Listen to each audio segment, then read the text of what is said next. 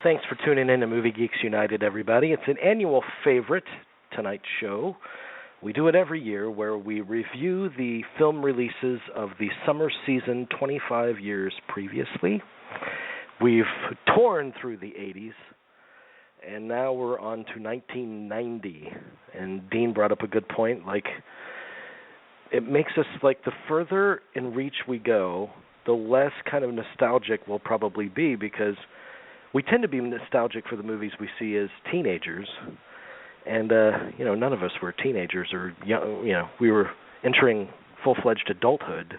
Yeah, we're in college by the time 1990 came around. Yeah, I mean, is anyone nostalgic for Bird on the Wire? Well, we'll see. We'll see when we get to that. Don't jump the gun. But All right. Well, we're about to get to Bird on the Wire. Oh God! But first, here's our own Bird on the Wire. I don't know what an interesting I don't segue know what that was. Means. Yeah, exactly. He joins us.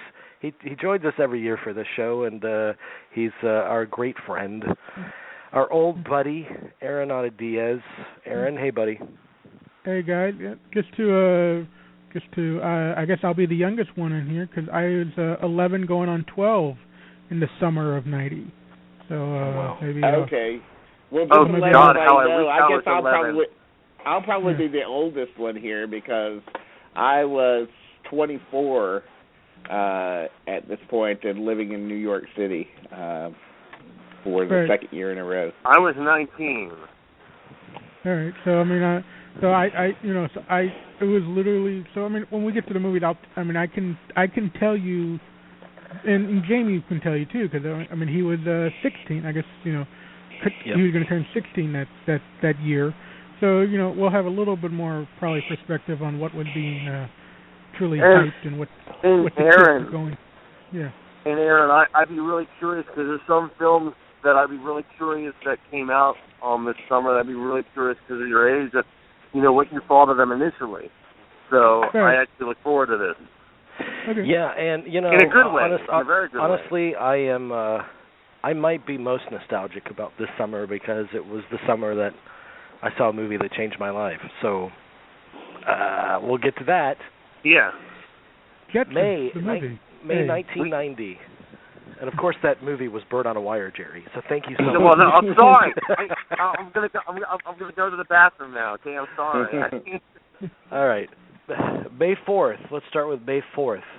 Tales from the Dark Side. Now, what was that, Aaron? It was an anthology. It was Tales from the Crypt was on HBO around that time. So Tales from the Dark Side, that was a TV show. I think it was in syndication, like on CBS. Mm-hmm. So they did a Tales from the Dark Side, the movie, an anthology movie. It was kind of a quickie film.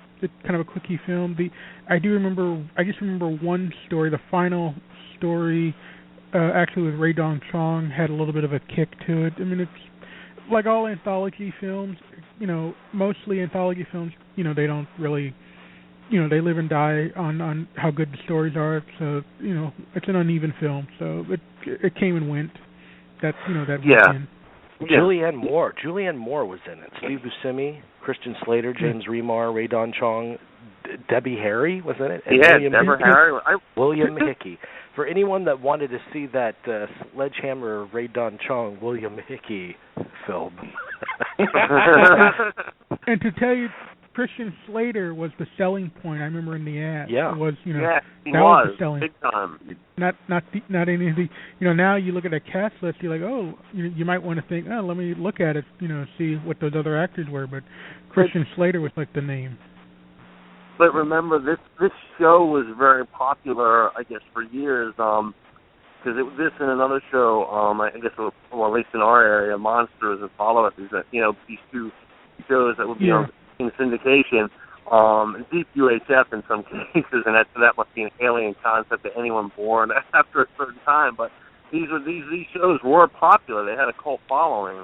Had they started the revival of Twilight Zone yet, or Outer Limits? No. Twilight Zone had come and gone. Twilight Zone, remember, was the mid '80s, and that had come and gone.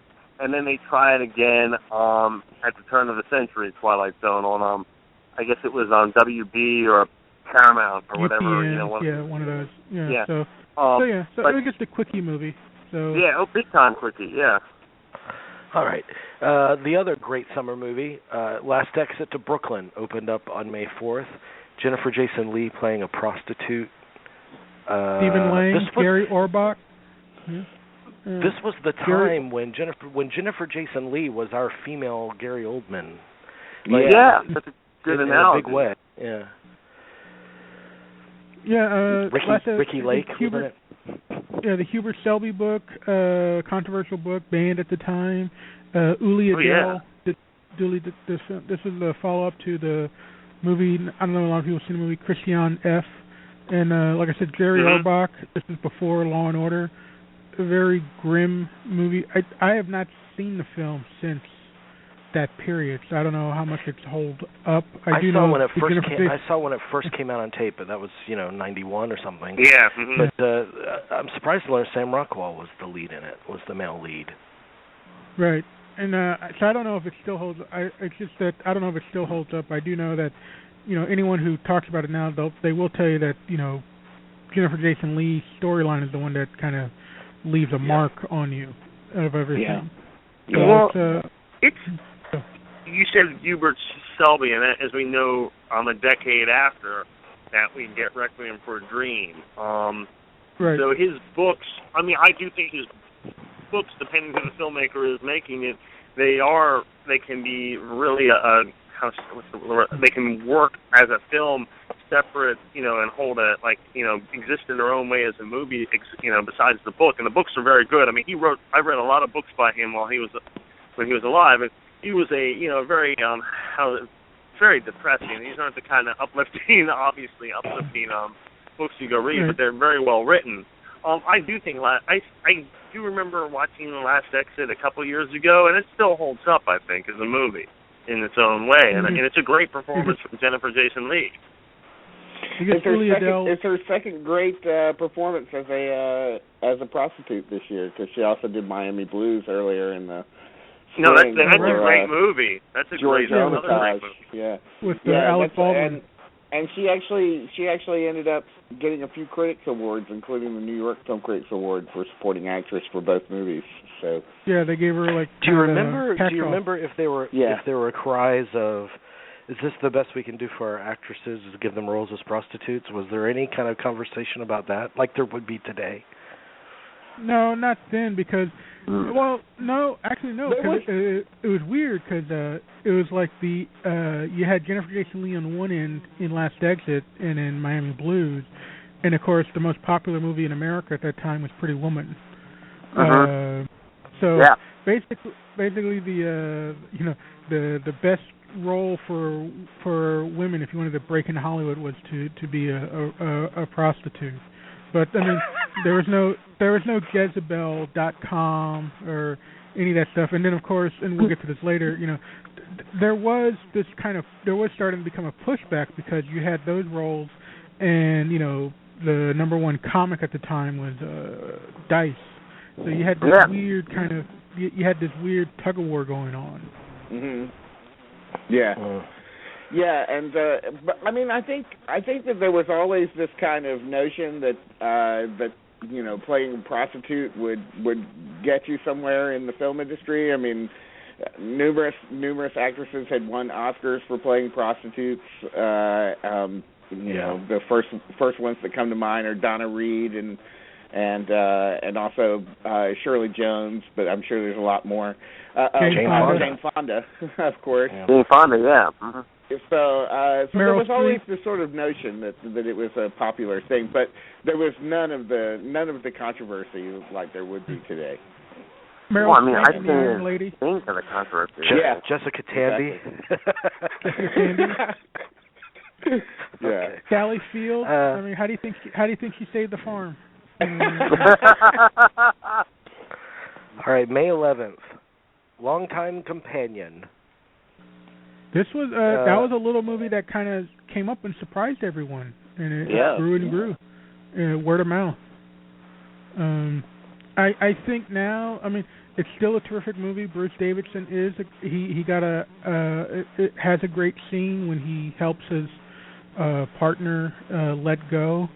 I think, obviously, if you look at it now, directorially, it's a very simple directorially film.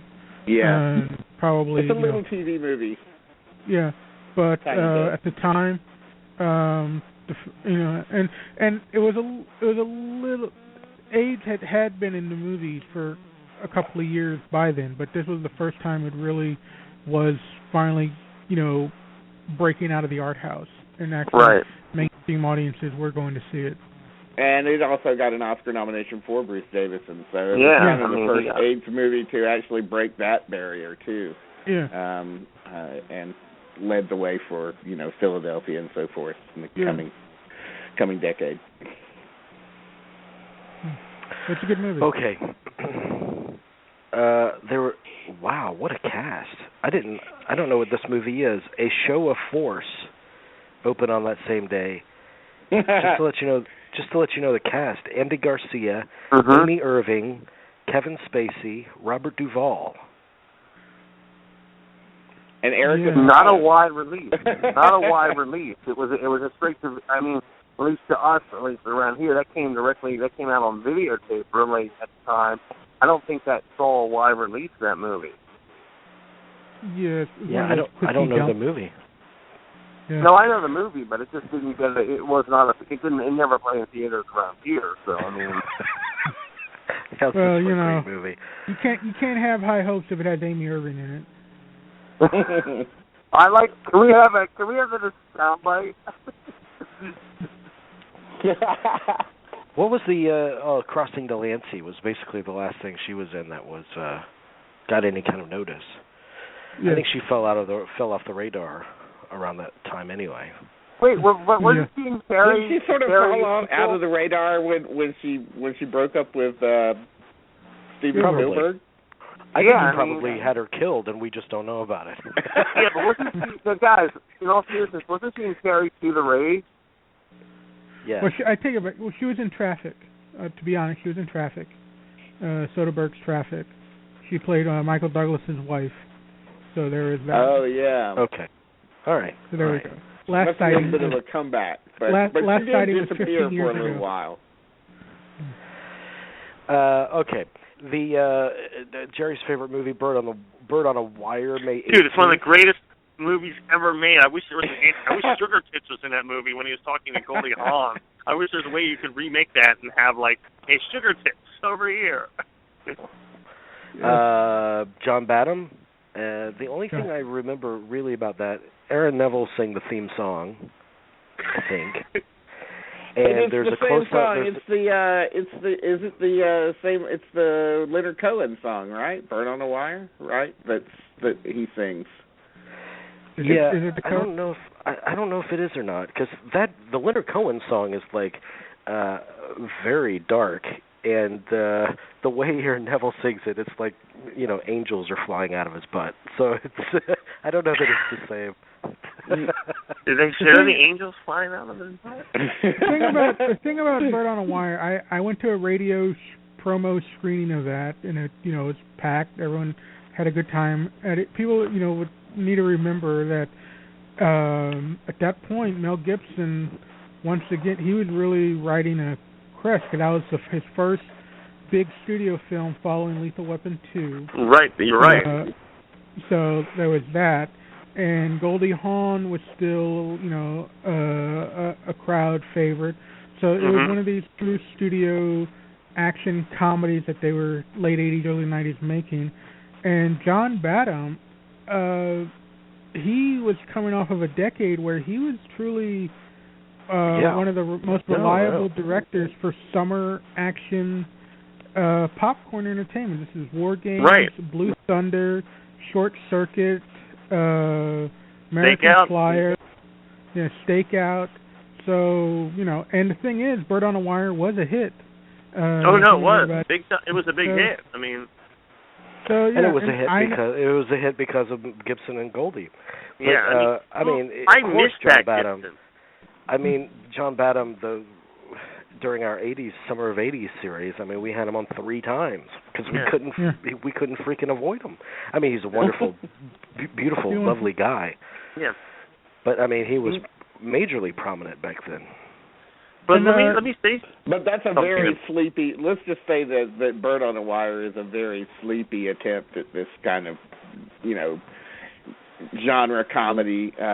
It doesn't work at all. I mean, even though it's written by David Seltzer, who's a fairly well-known screenwriter, but just totally a misfire. Well, you know what I think it was? I think they just cast Mel Gibson, Goldie Hawn, and said, "Okay, our work is done."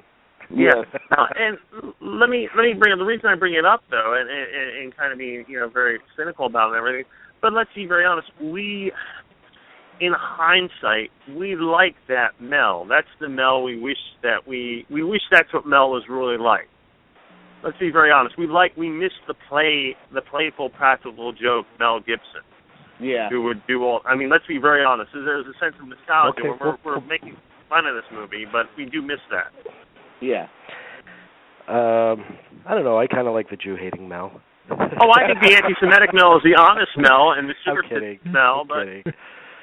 All right. That same day, Cadillac Man came out. Now that's Tim Robbins and Robin Williams, right?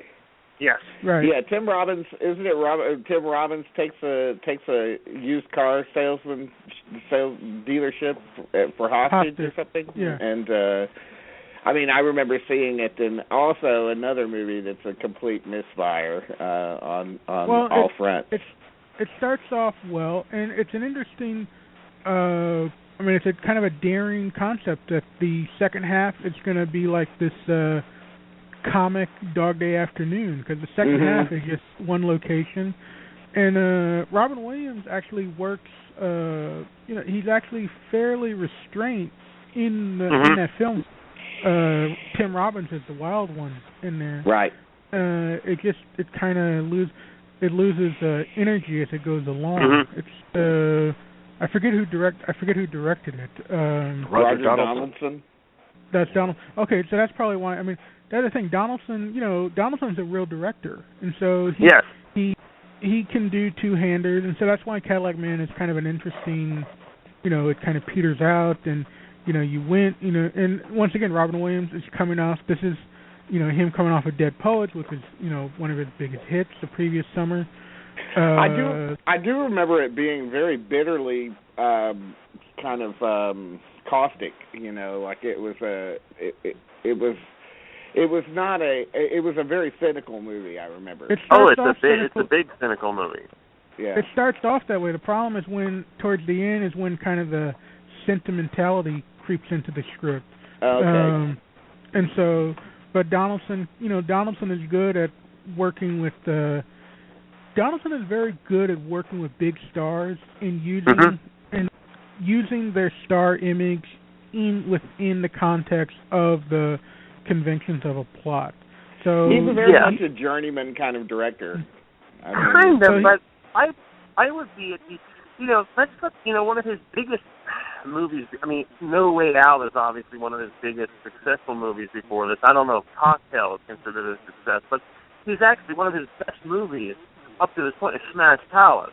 Easily, that's probably his greatest movie of his career. And The Bounty, his version of The Bounty, I think can go head to head with either the Gable or the Brando version. And actually, can I add another one? I really liked the 1985 movie Marie with Sissy Spacek. Yeah.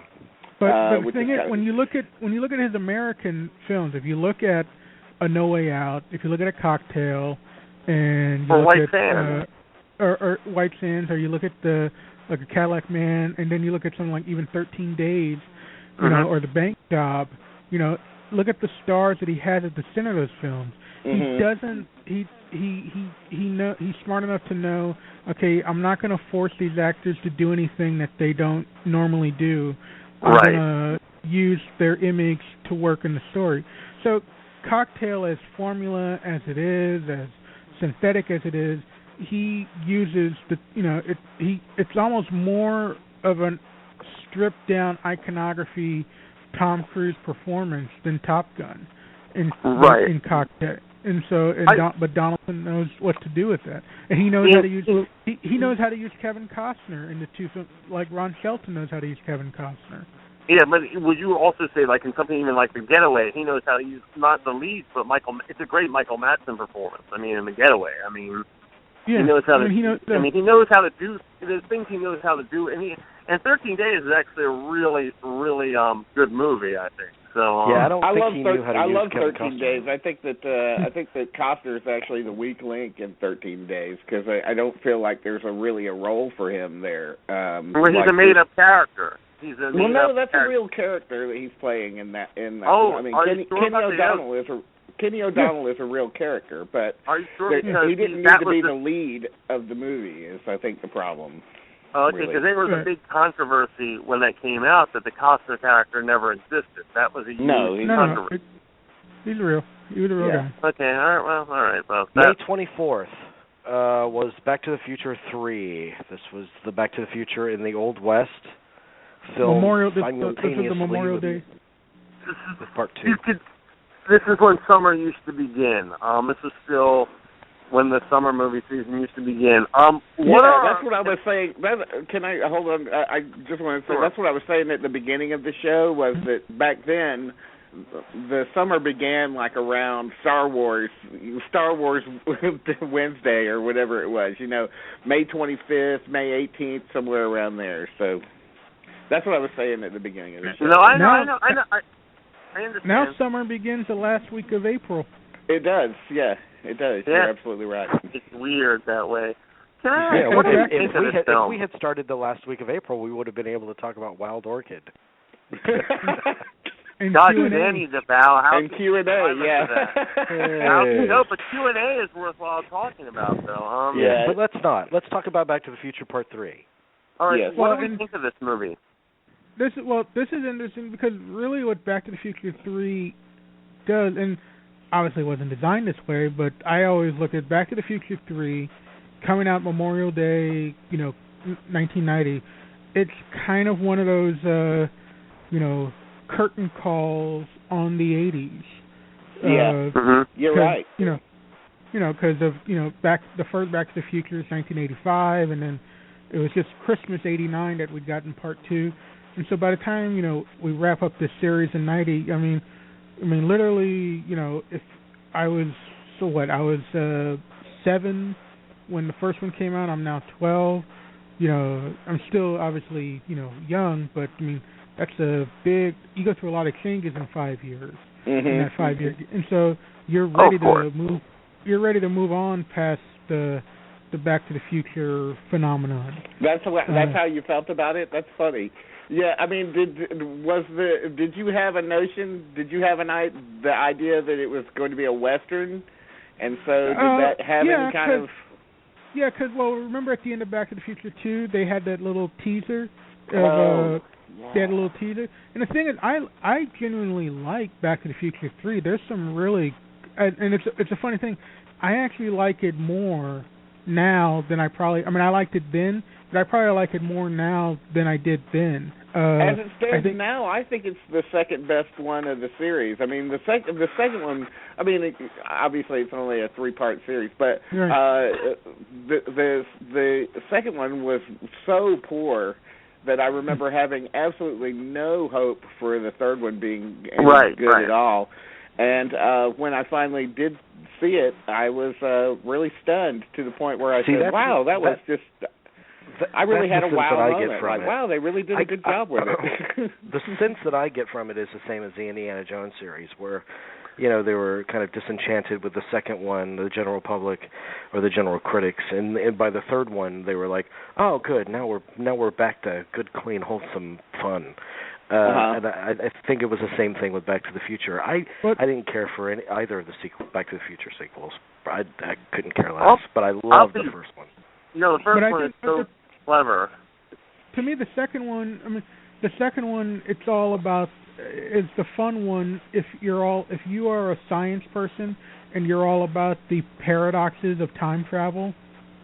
That's kind of the fun of the second one. It's trying to keep all those timelines straight. There's no real emotion in the second one. There's a lot of heart in the first one. There's none of the heart in the second one. So if you're willing to accept that there's no emotion in the second one, and it's just all kind of hardware, then part 2 is a lot of fun. What I like about part 3 is that it has a nice balance of both the emotion and the hardware, and so that's why I because I think me and Jamie were just talking about it the other day. I mean, there's some things in part 3 that are pretty dated. I mean, even in 1990 standards. I mean, the fact that like ZZ Top is, the house band, in the right.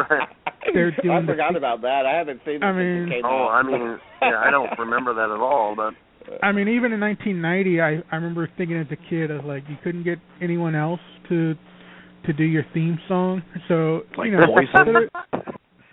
There's always little touches. You couldn't get Poison to do the theme song. You couldn't get 1990. You couldn't get George Michael.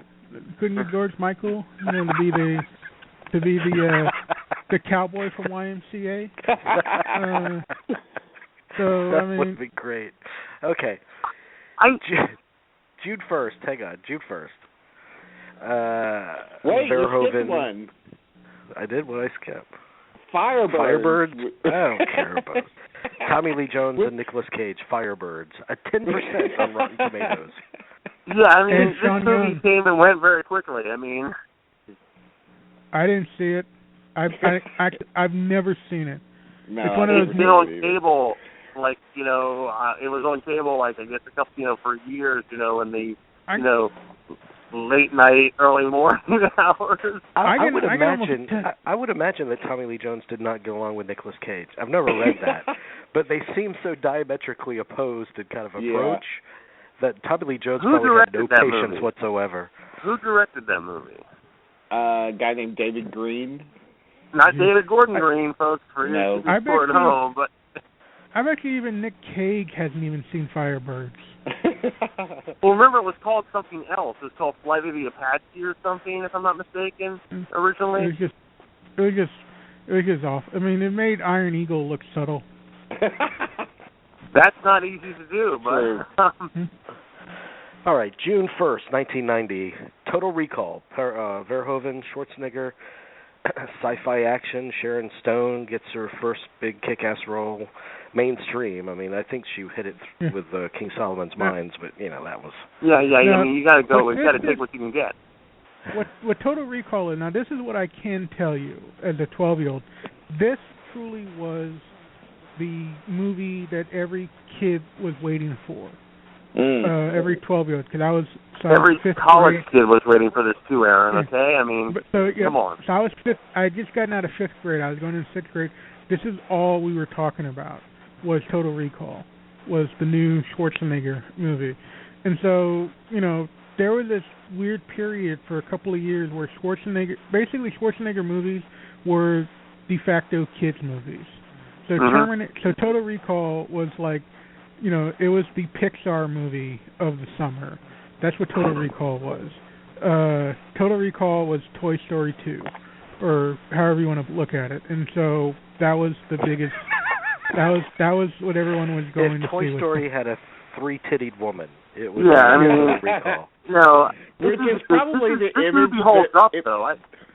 That is probably the image that most people remember from Total Recall is the three-titted woman that you see for like a split second. Yeah. I mean, just go watch Ted 2, and they have that in spades. And the thing is, it's a hard. It's a funny thing in that the violence is hard for because it's Verhoeven, yet it's still psychologically it's still a bloodless movie. Kind of like a Commando or Predator. As violent as these movies were, they're pretty bloodless. Right. For the kids who went. Yeah, but don't you also think? I actually think this movie holds up pretty well to this day. Yeah, I mean, it also still has Verhoeven's trademark. The thing, when they remake his movies, they're like the Total Recall remakes. They forget what made these movies great was Verhoeven really is the star of these movies. I mean, there's some really great satires at the end of the day. and that's left out. But it's a very funny movie, and it's one of Schwarzenegger's. I would put it as one of Schwarzenegger's, his golden age movies, without a doubt. Yeah. This and Hercules Goes to New York. Oh yeah, I mean, yeah. I'd my favorite movie of his to evoke.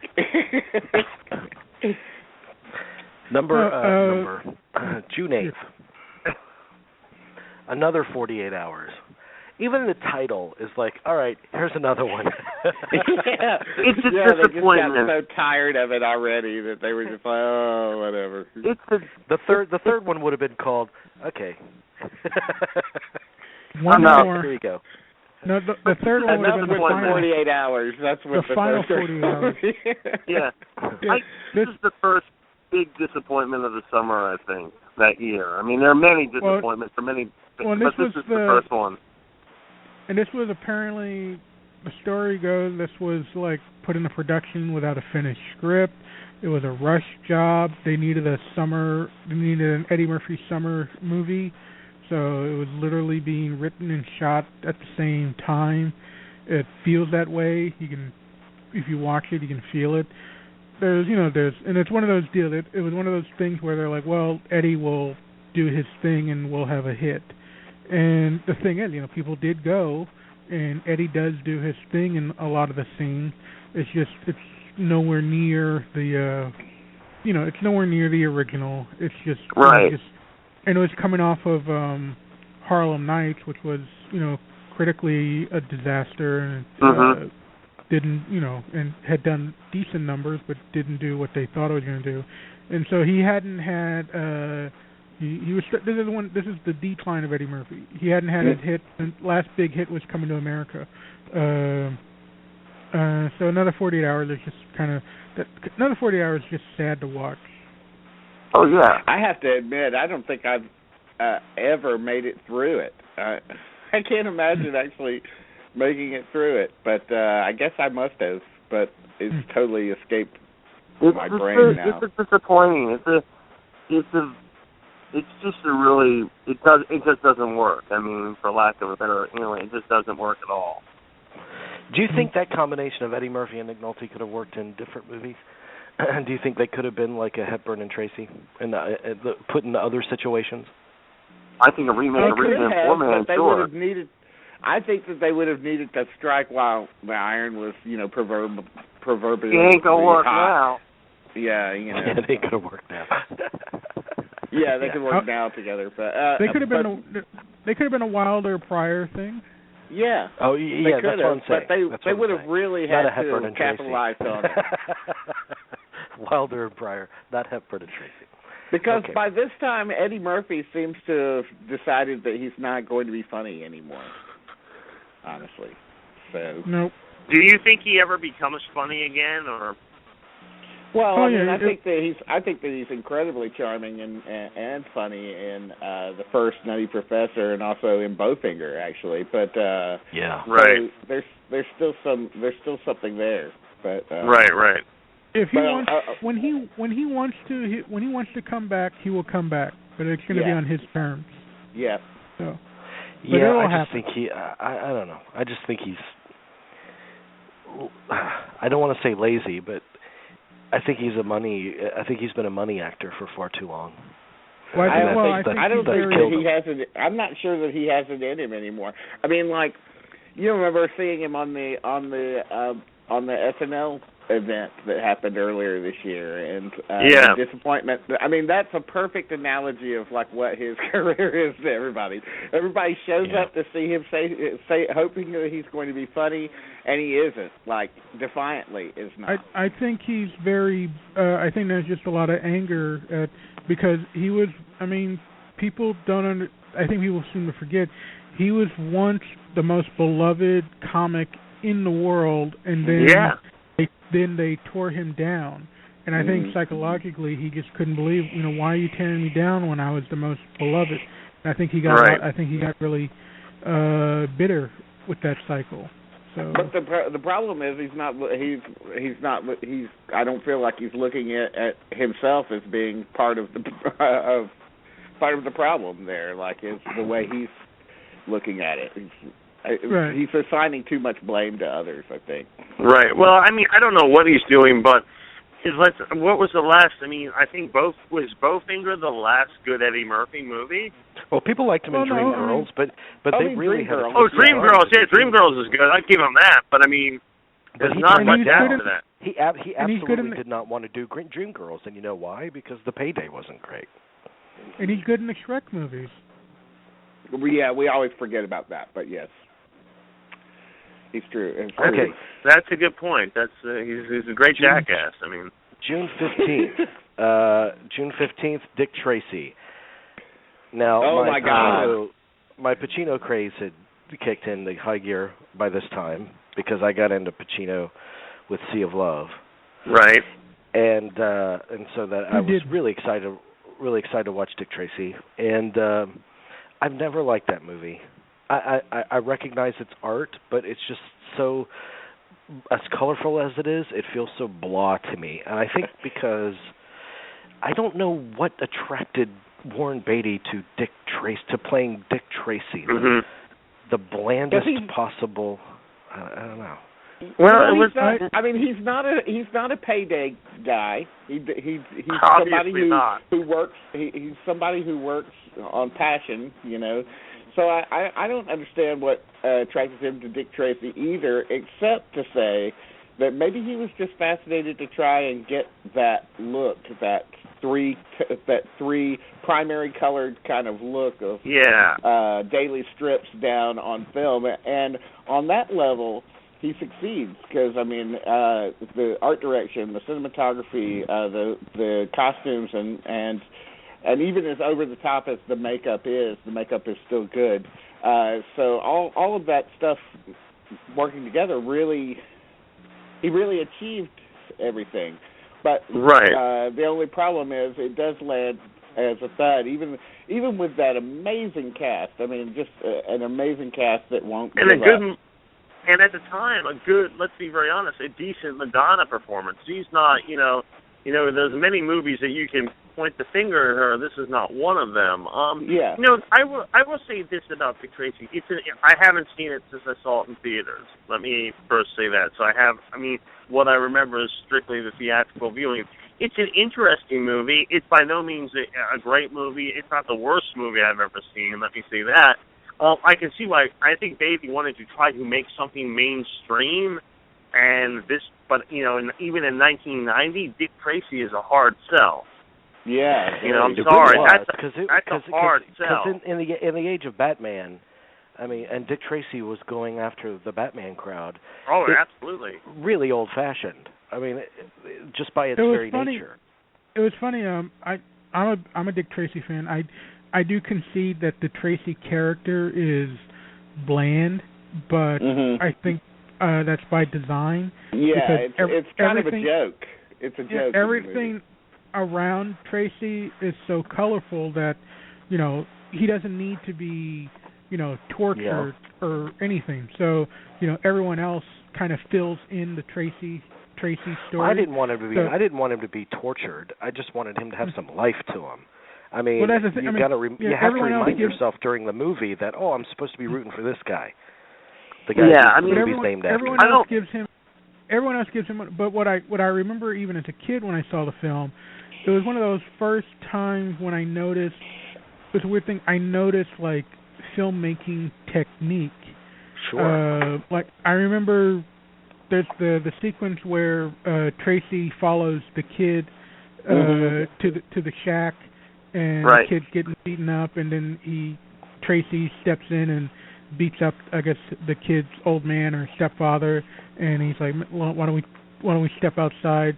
And we get the intercut of the fight going on in the shack, and then we get the exterior where we see the little shack in the corner right of the screen, and we realize it's all these models, it's these little miniature models, and we can see for a couple of miles all these little paper stacks. And but it's all miniature. And so I remember being like 11, 12, realizing like, it's all, it's all artifice. I never actually had it in my head artifice, and like realizing, okay, this is all being stylized for a purpose to tell. Oh, that's interesting. That is an interesting. observation. And then, seeing Dustin Hoffman do, mumbles. That was probably the highlight of the movie, right? Yeah. I mean, wouldn't we all agree that Dustin Hoffman, his I don't know. I think most people say Pacino's the highlight. I think I love Pacino, no. but there's something wonderful about Hoffman in that one scene that's just so. I mean, I remember being in the audience, and that was the one scene where I felt like the audience's engagement was high, and they were actually with the movie and not a few steps behind it, or ahead of it, depending on how you want to look at it. But what I will say that this is what I'll say about the this was an inkling of how future phenomenons would come and how culture would develop. So obviously Dick Tracy was being sold because of the previous year's success of Batman. So the studio's like, okay, we know what the model to use. So they sold it like, we got a comic book, we got a comic book movie. We're going to sell it like Batman. Well, and so I remember vividly, people were saying, there's a little bit of pushback on the Dick Tracy hard sell. They're like, what's up with all this Dick Tracy publicity? I feel like they're, overdoing it, this pushback on, and so they're like, everywhere I go, Dick Tracy. And so people, there was a slight backlash on the Dick Tracy juggernaut. When it finally came out, I think you're right about that. Well, because it was weird. all over the place. I mean, they were selling it just as hard as they were. But the thing was that the joke was on the people. This was a false narrative on the people's part, because Dick Tracy wasn't sold any more hardcore to the public than Batman. Right. No, it wasn't. It was all equal. All of a sudden, the public felt the need to, I don't know, feel, they want to feel like, we're not going to be sold, they want to be felt like they're not going to be sold a bill of goods. Well, here's in the fact, deal. It was the wrong thing. It was the wrong property at the wrong time, basically. I mean, I just don't think that anybody, that anywhere in the culture there was a large call for wanting to see Dick Tracy being returned to the screen. Of course, Dick Tracy was done a long time earlier as serials back in the 30s or but in the 40s. But the thing is, there was at no least. call for a Batman. There's no call for any comic book movie. No, there's no. I agree, but everybody there was a certain sort of there's Batman. But when we heard Dick Tracy, I remember thinking, well, it'll be interesting because Warren Beatty's doing it. I'll definitely go see it. But I just don't know why it's being made, really. And I'm coming from somebody, I really have kind of like a grudging kind of love for it. It's a guilty pleasure. It's a guilty pleasure of mine. And Dick Tracy. Let us remember, Dick Tracy wound up making $100 million domestically. Yeah. Right. No. It was still a monster hit. But I don't remember how much it cost. It wasn't. No, I don't remember. But let's bring up something also about the most interesting aspect of this summer. You speak about the growth of Dick Tracy. Remember, every week there was a new number one movie. There was never a consecutive, consecutive number one. There's always whatever opened that week was number one. There was no movie had it was the one movie that had staying power, which we'll get to it, I guess, soon. Which no one saw. It was called it. I don't even call it a sleeper, I guess, today. But Ghost was the big hit of the year, the summer. Right. But remember, that was the big thing that made this summer very different. Was there was no consecutive number one movie.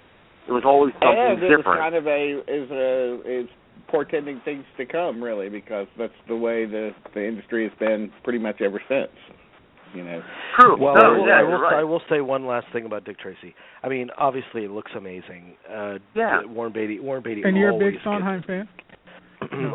I am. Yeah, Warren Beatty always gets like top shelf talent on his films. And also Warren Beatty for the first time really sold the shit out of it. I mean, he was the public face out in front and center. He did press left and right for it. which every question from a journalist centered around that. They were like, "So all of a sudden you're talking to us? Why?" you know. And he had a lot to make up for. And I love the 2 CDs. I love the 2 soundtracks. I think Madonna sings those songs beautifully. And I think that it's one of Danny Elfman's best action scores. I love that score. Mm-hmm. That's it. It's got a lot of good stuff in it. I mean, like it's just fun to watch for the craft of everything that went into it, and you have to forgive it some things, but it's still, and it's so interesting to see the cast too. I mean, Charles all these old timers, Charles Durning, Dick Van Dyke, you know, R.G. Armstrong, you know, it's nuts. Bill Cosby. No. Yeah. What? Bill Cosby's in it? No, Bill Cosby. Gene Hackman actually turned it down. He said he was taking a break, but in fact he wasn't taking a break. He was making 5 movies a year. He turned it down because he didn't want to work with Warren Beatty again. After Reds, he was like, "I'm not going through that again. I'm not doing 100 takes of every speech." And he was supposed to play the Paul Sorvino role. Oh wow! Okay. Lips Manless, yeah. Okay, that same day, June 15th, Gremlins 2, The New Batch, which a lot of people prefer over Gremlins. They think it's a Slyer movie. Mm-hmm. It is. I don't prefer that. They're 2 different films. I don't prefer it. I think the people who prefer it, they do it because it's the less popular of the 2. So it's one of those. It's like preferring Revolver over Sgt. Pepper's kind of thing. Right, yeah. I think you're right about that. But it is funnier, don't you think? It is a funnier movie. I do, for what it is. Wilder. It's a funnier movie. Even Joe Dante says that it's like the one time that he was able to really let go and do anything he wanted to do in a movie of that size. It's fun. It's a fun movie. I don't deny that it's a lot of fun, but it's more gags. It doesn't have a story. The reason I think the first one is better because it actually has a story. It has a beginning, middle. It does have a beginning, middle, end. This is just nothing but kind of blackout gags, and so it's a little repetitive. And this is another case like Back to the Future, and probably even more so. And it's probably why the movie didn't do so well, and it took a while for people to catch up with it. This truly felt like a relic of the 80s. This was a sequel that was way overdue. Mm-hmm. So by the time I do remember when Gremlins 2, I didn't even go see it in theaters because by the time it came in theaters, I was like I was past Gremlins. I was like I'd gone through my Gremlins phase. So it's like I don't even know why they're doing it. This is truly a relic of the 80s. Was doing a Gremlins 2. So cynical. It truly felt that way. It did feel that way. I remember when it came. Well, this is 6 years after the first one, and that is a long time. I didn't watch it till it came on. I think I watched it on. Cable. I rented it on VHS. When it came out, I didn't see it in theaters because it was just. Yeah. I have to say, at the time, you were going to see 1 or 2 movies a week. It was summer break and everything, but you're still going using 1 or 2 movies a week, which was a lot at the time. I mean, it doesn't seem like anything now, but. It's kind of like I don't. There was a big time lapse between the 2 movies, and I just didn't like what they did with the Michael Corleone character in the second one. Oh yeah, I mean they made him when he started drinking water. He changed into Robert De Niro. Yeah. I mean, it's kind of like it's like the previous summer in '89 when they came out with Karate Kid 3. It's like it was such Oh yeah. Oh God, yeah. You almost felt embarrassed to go to the third karate. Like, am I still in my Karate Kid phase? Like, you know what? That's so funny. You bring up a good point. That's a good point that you bring up. It's so funny when you provided the commentary on the kids' reactions to these movies, because I think that's. Yeah. I don't know. I think it's funny that there were kids like you, Aaron, that were like. Suspicious of it, like, I don't know. I'm over that now.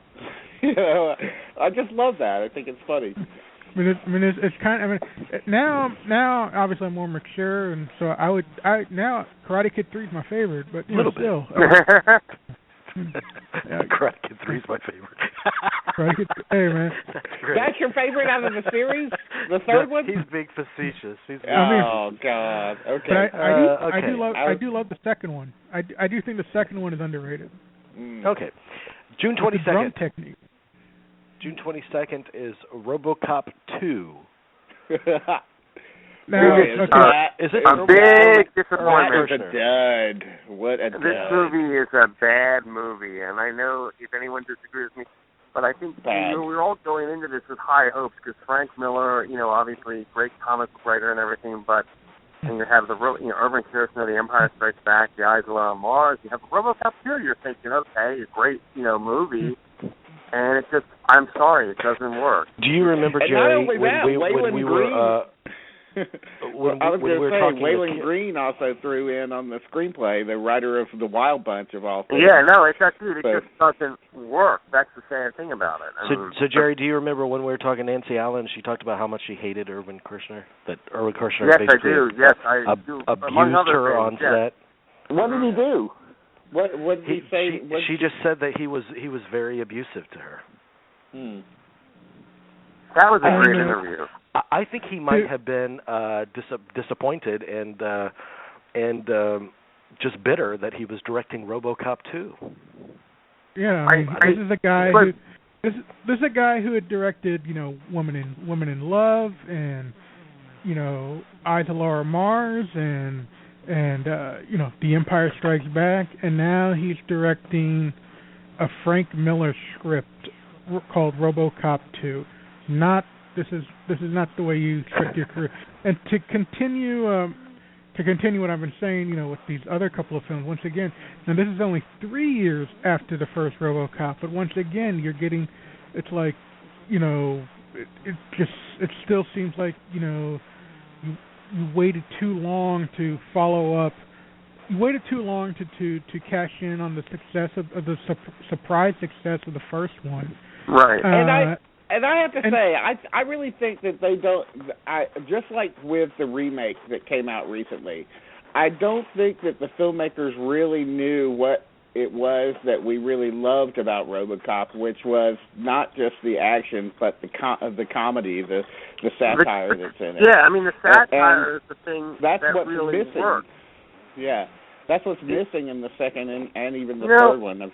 Yeah, the third one and the TV series. Remember, there was a TV series after this. Remember? I've always thought they've missed they've always. I saw the second one. I didn't even see the third one. I know the plot of the third one.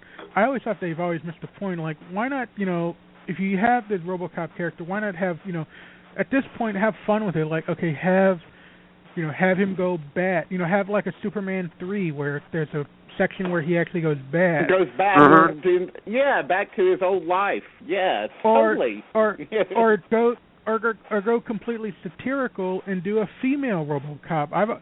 I've always wondered what's a female RoboCop. Yeah, do a Bride of Frankenstein thing. Yeah. And so I always thought there's blown opportunity.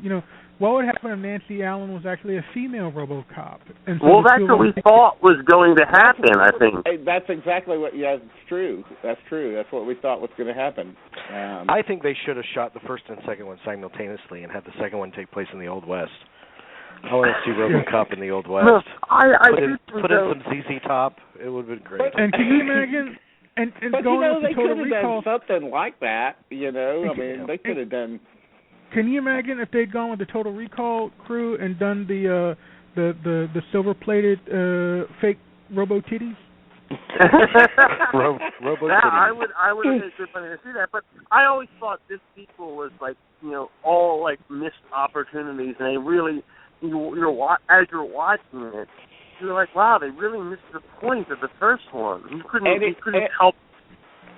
And it doesn't even get the look of the first one right. Like it just looks cheaper. Like somehow. Mm-hmm. Like remember when you were first seeing?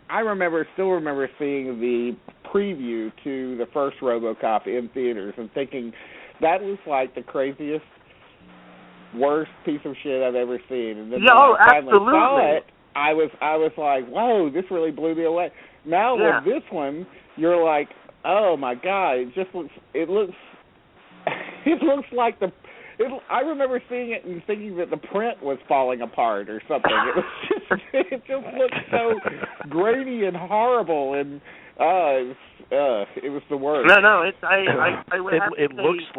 it looks like Detroit looks today. It was very prophetic. It was foreshadowing. Mm-hmm. So talk about counter programming. On that same day, we had an Alan Alda comedy called that's as far away from RoboCop 2 as you can get, called Betsy's Wedding. The sleeper of the summer. One of the sleepers of the summer. This is one of those cases where, and I do love Alan Alda, especially like in Woody Allen movies. Is when I really like Alan Alda, or in Whispers in the Dark. Of course. But this is a case Whispers in the Dark. I have to go laugh hysterically because that was a great one. That was hilarious. But I prefer Father the Bride. I think is better. The Steve Martin Father the Bride is better than Betsy's Wedding. I agree with you. But why is this movie? But this is a little bit. This one is a little bit, as you might imagine, a little bit talkier than that movie is. A little bit less on comedy and a little bit more on the interaction of characters and a lot of characters in it. There's a little genre of these planning the wedding type movies. Yes. And so Father the Bride is like the main. Father the Bride's like the mainstream one. If you want to do an indie version of this, there's the Nancy Savoca movie, True Love. 1989. Yeah, True Love. Or Rachel Gets Married. Rachel Gets Married. My Big Fat Greek Wedding would be the later on the pinnacle of these. And I'll tell you, going to The Godfather. film festivals like I do. Going to film festivals like I do, I always see still like micro indies still doing this sort of wedding planning sort of thing. It's just a go-to for. Yeah. You're right. Wide variety. But this movie is famous for one reason. Why is that? Because it was at the time. What are they all? Every critic at least is raving about Anthony LaPaglia. His performance, everyone's saying, this is the next De Niro. Remember that? That's true. That's true. This was his breakthrough. That's why I think that movie is important, because of him. And, this is a guy who has the thickest Australian accent I've ever heard also. So, that's true. This was his breakthrough role. Yeah. That's true. But, I will say this it was about also, Alan Alda. Was this not the last major movie that Alan Alda directed? Possibly. You're right. I can recall. Yeah, I mean, he had done 4 seasons, and then he did another one in the middle there somewhere, and then this, and then he was gone. Then he got kicked off of Whispers in the Dark. Yeah. Here we go, another reference to Whispers in the Dark. I will say this about Alan Alda. I remember reading Pauline Kael reviewing Missing, and she said, if I have to see another Jack Lemmon working man, exhausted, tie undone, lead-footed gait character, I think I'm going to kill myself. There's something about, I love Alan Alda, I do. I'd love to interview him. He's an incredibly entertaining conversationalist. But there's something about the congenial Alan Alda that's a little tiresome. Right. When he plays a slightly villainous character, it is electric. It's like when he's in And the Band Played On, or Crimes and Misdemeanors, or he did one about river rafting for HBO. Or The Aviator. Oh yeah, that's right. Yeah. Aviator. He's great. Isn't he? Is he in the? Oh, he's in the new Spielberg movie, right? Yes. He's in Bridges. So there is something about it's like having. It's like when he's the friendly guy, it's like a dish with too much salt, and it needs a little pepper in it. So it's just Okay. I like that. This is too much. But of course, him being Alan Alda, the dish does not have pork. Let's just make that very clear. June 27th, we have Days of Thunder. Tony Scott does race cars, as only Tony Scott could. I actually like this film. I think it's fun. it's what you expect from a Tony Scott summer movie about auto racing. If you're told, hey, Tony Scott's doing a summer movie about auto racing with Tom Cruise, and you go, that's what you expect a movie like Days of Thunder. And I actually, Tom Cruise is very good. He uses his Tom Cruise imagery quite well. And this Nicole Kidman is better than Kelly McGillis in the film, in the same type of role. And that's not hard. I think we all can agree it's a terrific Robert Duvall performance. It is. That's the one reason to see it. It's because of Robert Duvall. He's very, very funny and lively. Better than the judge? No, I'm joking. Yeah.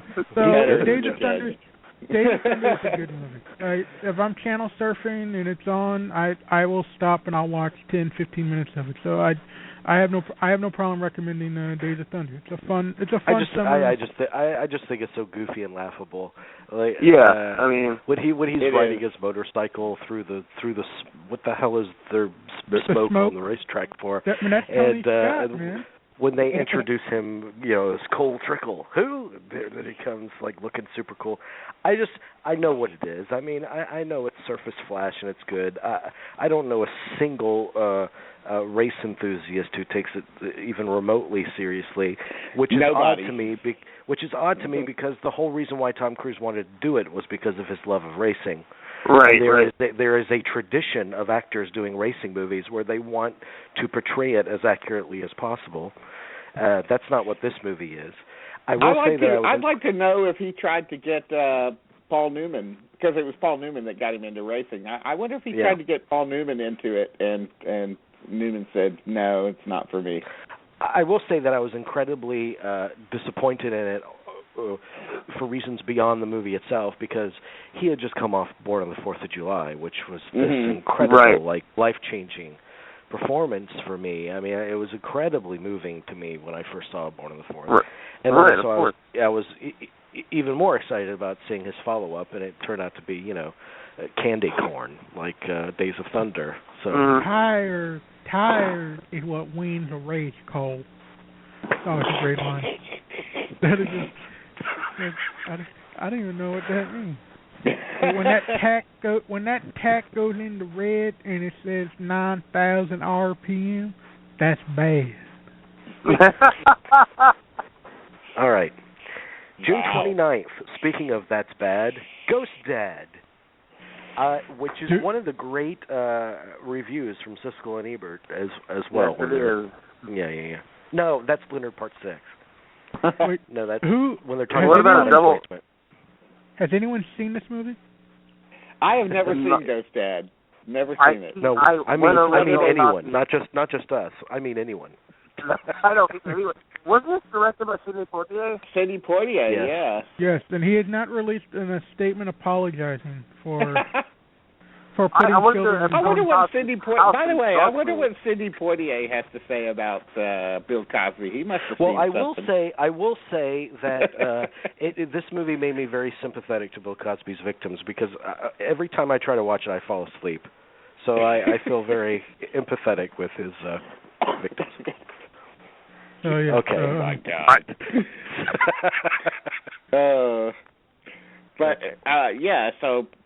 So nobody's seen it. I don't think I could really. I mean, there's nothing in this movie that interests me. The DVD's going for like a penny. But that's on a double bill with Leonard Part 6 in the same box. So Sidney Poitier did Ghost Dad, and did he do Shoot to Kill like before or after that?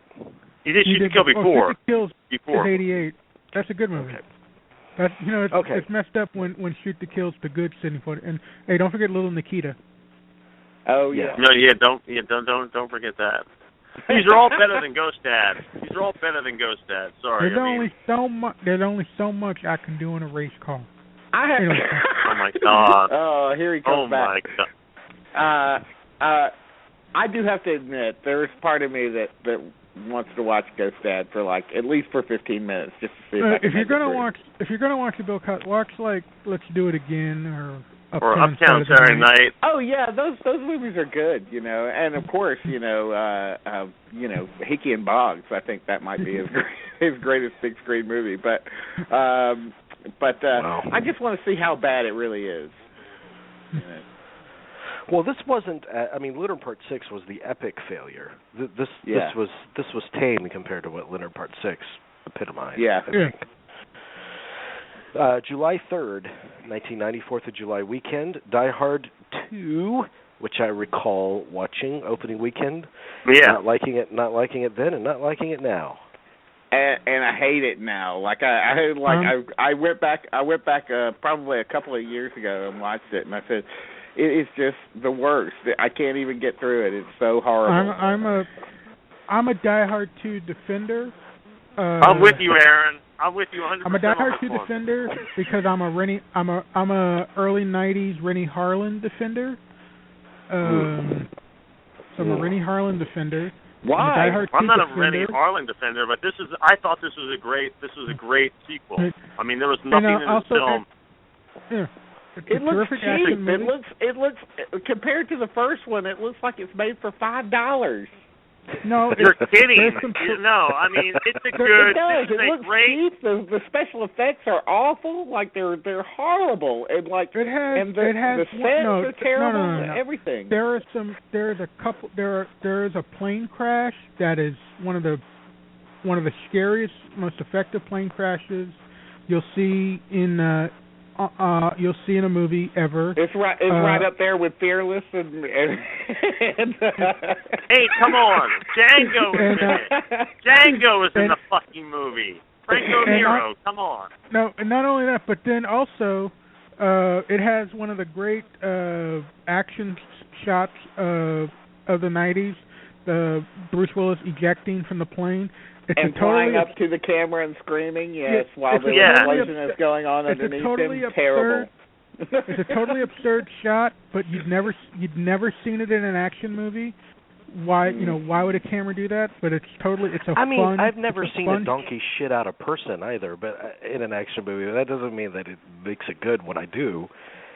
I just don't know how you can really defend it. I thought it was so sloppily directed. It's so much I thought fun. the one-liners were terrible, and I just felt everybody groaning in the theater that it just so happens that the same exact shit is happening to him.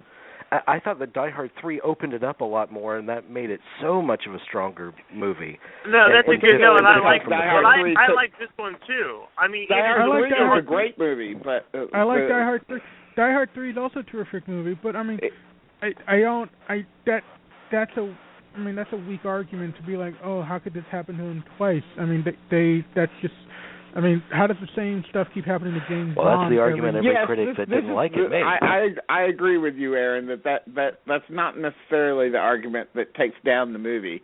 For me, what takes down the movie is just comparing it to the original film and then just seeing, like, this movie looks like it's made by somebody who has no grasp of the craft, and the John McTiernan does. Like, it just... Rennie Harlan is a terrific old-school action film. I mean, if you look at this, and you look at Cliffhanger, and you look at The Long Kiss Goodnight... Well, I like Cliffhanger, and I like those two movies, actually, Long Kiss Goodnight, I do too. I think they're okay. Yeah, I mean, those are good movies, too, but this is a fun movie. I don't remember anyone not liking this movie when it came out. Are you kidding? It was ravaged by critics. I mean, I don't think I'm talking about just the general population. I mean, it was a big hit with audiences. In hindsight, people have torn it down. It's a weird thing. Hindsight, Monday morning quarterbacking has basically put Die Hard 1 and 3 as like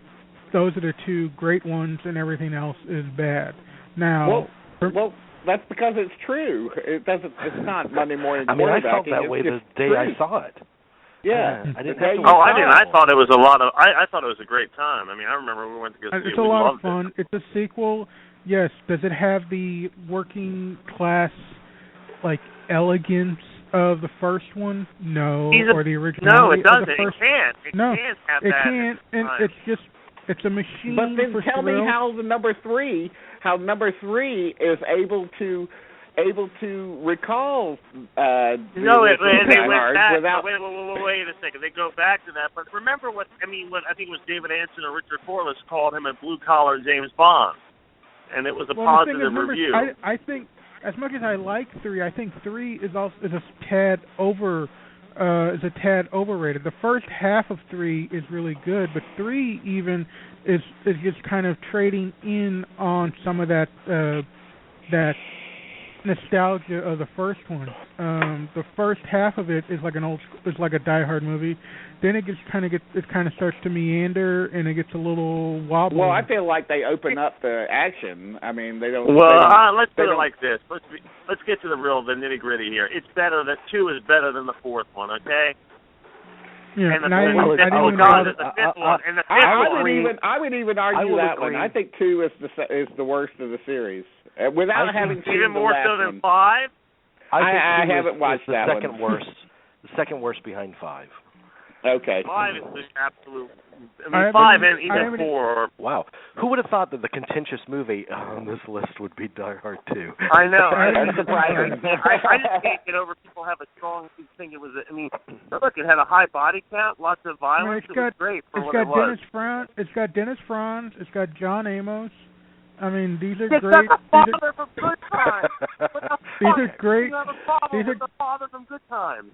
These are great character. These are great character actors. I like Rennie Harlan has one of the wittiest gags in the film because he has a great satirical bit. Because a lot of these action films at this time would have these massive shootouts of just tons and tons of bullets and no one would get hit. So here, Rennie Harlan stages a shootout on jet skis with tons and tons of people shooting machine guns at each other and no one's getting hit. And then the gag turns out that they all had blanks. So it's a meta gag on filmmaking. It's hysterical. Okay, July. I don't know if we want to talk about July 6th. July 6th, Jetsons the movie. Did we want to talk about that at all? No. Okay. You said that was the movie that changed your life. So, yeah. July. The movie that did it. Jetsons the movie changed your life. See, this is what's amazing because July 11th. Rennie Harlan's second movie that summer, just a week later, The Adventures of Lord Fairlane. Truly bad. I mean, that tells you how much time he spends shooting these movies, how much care he takes in them.